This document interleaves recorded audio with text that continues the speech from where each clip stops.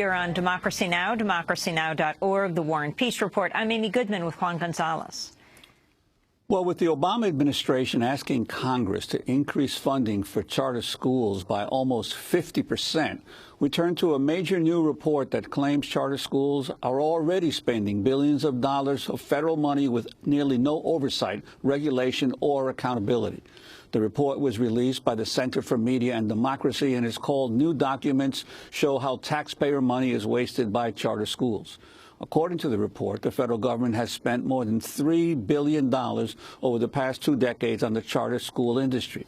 But there is no comprehensive database showing how those funds are spent and what results they produce. The new report analyzes materials obtained from open records requests regarding independent audits of how states interact with charter schools and their authorizers. It concludes that the anti-regulatory environment around charter schools, coupled with their lack of financial transparency, warrants a moratorium rather than increased charter funding. Well, for more, we go to Denver, Colorado, to Denver Open Media, where we're joined by Lisa Graves, Executive Director of the Center for Media and Democracy. Their new report is called New Documents Show How Taxpayer Money is Wasted by Charter Schools. Lisa, welcome to Democracy Now! Lay out the key findings of your report. Thank you so much. We spent quite a bit of time trying to figure out how much money has even been spent by the federal government fueling this industry, and it turned out the sum is $3.3 billion. And so we thought with that much money at stake, there would be tremendous controls on that spending, but our open records request showed time after time in which the federal government and the state governments have no idea how that money is being spent. And that, in part, is due to the design of those schools, the design at the state level, driven by ALEC, the American Legislative Exchange Council's policies, and a number of sort of extreme policies represent a real hostility to government schools, to the idea of public schools and government oversight. And so what we saw in our records request was a time after time in which no one really knew how much money was being spent by the schools, how much of those tax dollars was being spent on executive pay, how much money was being outsourced to for-profit corporations. But we know that this $3.3 billion has fueled an industry that now devotes millions of dollars each year to lobbying for more charter schools and devotes millions of dollars advertising on public airways for people to send their kids to charter schools, things that public schools don't have a chance to do. Public schools don't have the budget to advertise their benefits, even though these things are called public charter schools. In many respects, these operate, in many instances, for the private sector for the benefit of CEOs and Wall Street. Well, Lisa, one of the things that your report highlights is this black hole of accountability when it comes to charter schools, that the federal government is not holding the states responsible for the money it gives to the states for charter schools. The states are not holding their own charter authorizing agencies or even the individual charter schools accountable. And you conclude that this was not by accident. That's right. You know, one of the things we've seen over and over again are promises by the Department of Education to do more to hold charter schools accountable. But what you see on the ground, based on the audits, based on the Inspector General's report, is a real lack of controls. You basically have the Department of Education's charter operation sort of encouraging the states to do more. Meanwhile, you have audits that show that in many instances, the states have no idea where the money was spent once it went into the charter school system. They don't know how many kids were really served. They don't know what happened to assets that were purchased through our tax dollars. And there's a recent report last week from the Center for Popular Democracy that shows, through looking through federal and state criminal fraud indictments, that there's been more than $200 million worth of fraud in the charter school industry. And so this sort of circumstance calls for much greater control, much greater restraint, rather than the 50% increase that the administration has called for charter school funding. Lisa, I wanted to turn to a mother featured in an ad released by charterswork.org. I had the potential to be great, but no one helped me to identify that. I was not letting that happen to my kids. Public charter schools provide a high-quality education right in our community. I have a daughter that attends Achievement First Apollo, and there's no limits for her now. I voted for de Blasio, but I didn't vote for you to take my child's future. So there you have it. Of course, they're talking about de Blasio, the mayor of New York City, Mayor Bill de Blasio. But Lisa Graves, what about this? And what about the success of or failure of charter schools overall?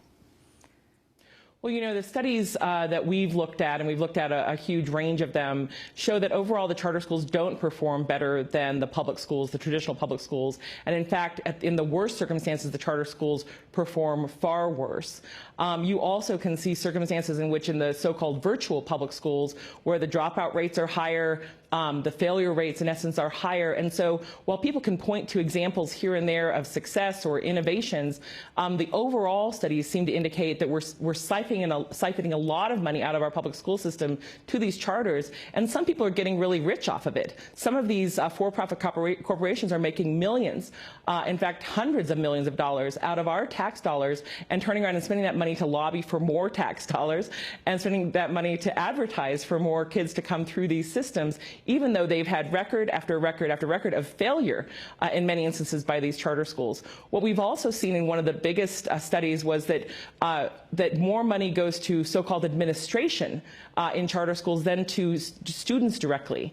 And that's not a surprise when you see how these things are structured. Some of these charter schools basically outsource everything to the private sector, and then the private sector is not accountable to open records requests in Ohio, Indiana, other states where people have tried to figure out where the money went, how much money went to executive pay, how much money went to these for-profit operations. You can't even tell. Lisa, I want to play for you a comment by Reed Hastings, who is the CEO of Netflix. He's a supporter and an investor in the Rocket Ship Education Charter School Network. Last year, at a meeting of the California Charter Schools Association, he called for the abolition of local school boards. His speech was posted on YouTube. The audio is not great, but if you listen carefully, you can hear his words.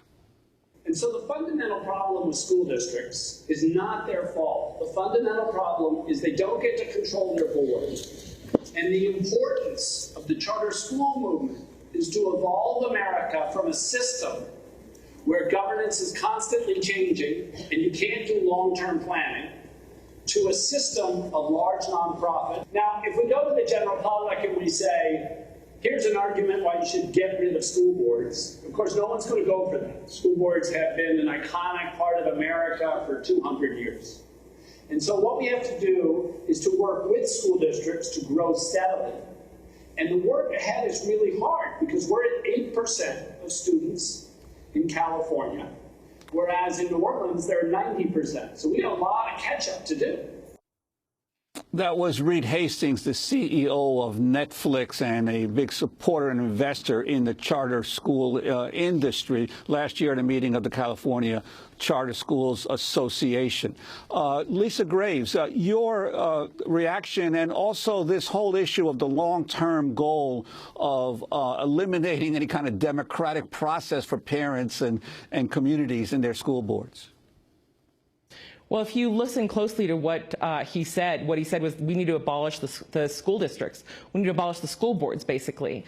School boards are really the only way that we have democratic control, direct democracy over our schools. For ordinary public schools, if they want to build a new gym or a new stadium, they have to often go to taxpayers to get permission to expand the school system, to get taxes to expand, and also people can elect who's on that school board.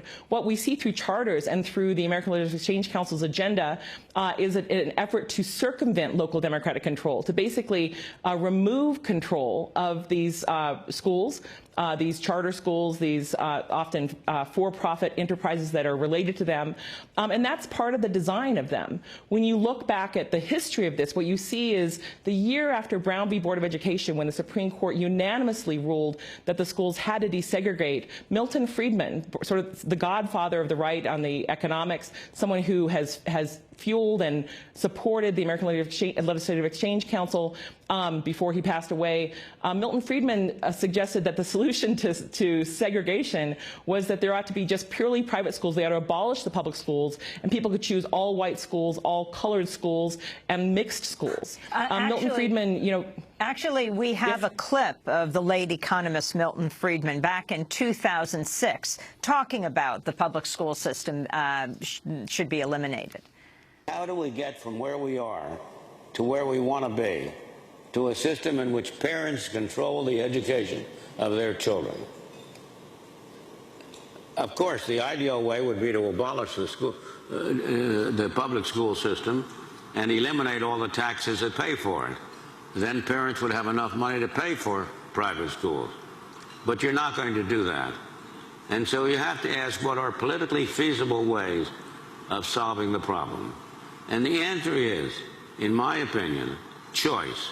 That you have to change the way government money is directed. Instead of it's being used to finance schools and buildings, you should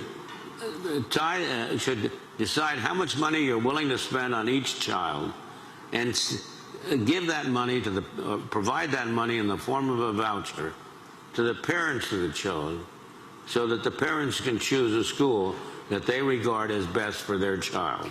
So that's the late Milton Friedman, the economist Milton Friedman, speaking in 2006, and behind him is the banner of ALEC, the American Legislative Exchange Council.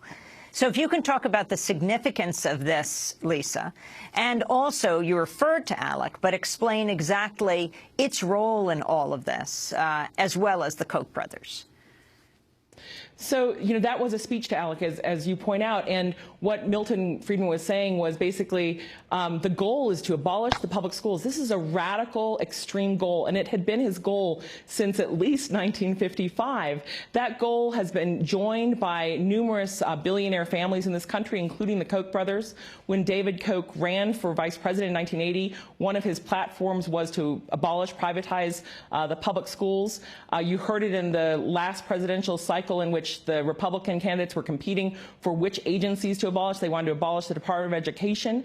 I've heard Grover Norquist and others joke about the need to get rid of public education. This is part of that agenda. It's also fueled by the DeVos family from the Amway fortune, by the Walmart family, the Walmart Foundation. All of them have basically wrapped their agenda in these words of choice that Milton Friedman suggested, that this is about choice, when in fact the agenda is a hostility, the idea that there should be public schools. The radicals basically in the country for a long time, including Fred Koch, who was David and Charles Koch's father, believed that the idea of public schools was basically communist or socialist, which is really ridiculous.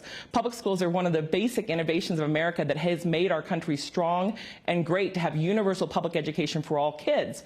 But what we've seen through ALEC is this combination of ideological right-wingers and for-profit entities and their trade groups coming together to actually vote as equals behind closed doors with legislators from across the country in this effort to privatize our schools through vouchers, through expanded charters, through charters with very few controls, charters exempted from state and federal regulations, charters exempted from local regulations, charters exempted from control by local school boards.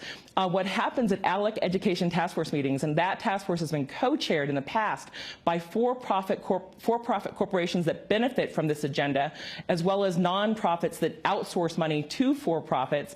Those task force meetings, unbelievably, legislators actually vote as equals on those model bills with these special interest groups before those bills are introduced in our state houses and state legislatures across the country. Well, Lisa, and that's one of the reasons why we work to expose ALEC. Lisa, I wanted to ask you particularly the mention of Friedman about having the money in the form of vouchers per child rather than for schools itself. You've talked about how in Wisconsin and other states now you're getting online private schools, and we're talking not just in colleges, we're talking in at public school levels, getting the same per child fee as a normal public school would get. Could you talk about that?